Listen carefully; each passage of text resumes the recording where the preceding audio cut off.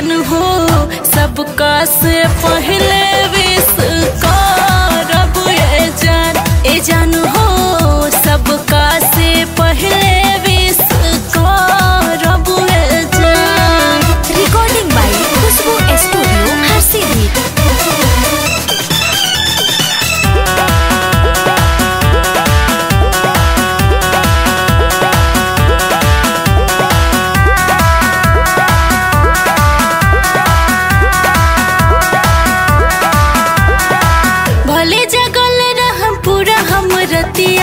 सुन संगतिया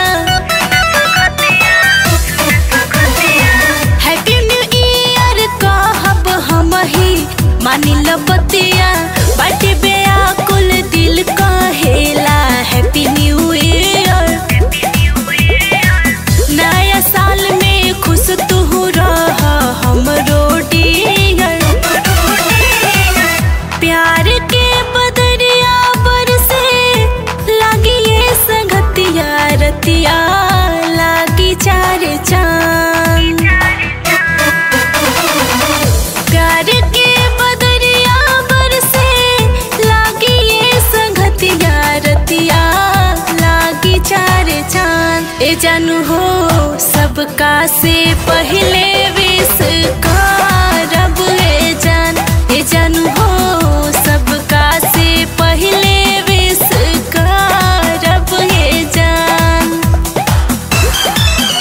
recording by Khushboo studio Harsiddhi.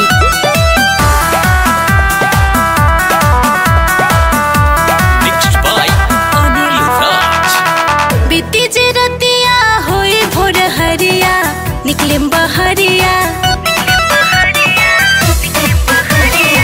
हाथी गुलाब लेके कर इंतजरिया घर के ओसरिया हरदम रही हा दिल के भितरिया। जान तू सच के बोलब तू के हैप्पी न्यू ईयर तू बोला हंस के। काजल तिवारी राइटर सानी अनिल तू बड़ा मेहमान।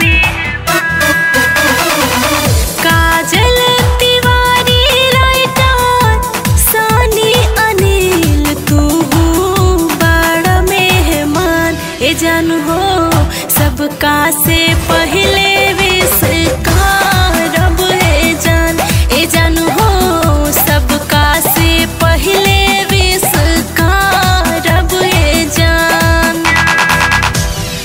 RCM म्यूजिक न्यू ऐप अभी डाउनलोड कीजिए हमारे गूगल प्ले स्टोर से और पाए भोजपुरी लोकगीतों का एक से बढ़कर एक ऑडियो वीडियो सॉन्ग बिल्कुल मुफ्त।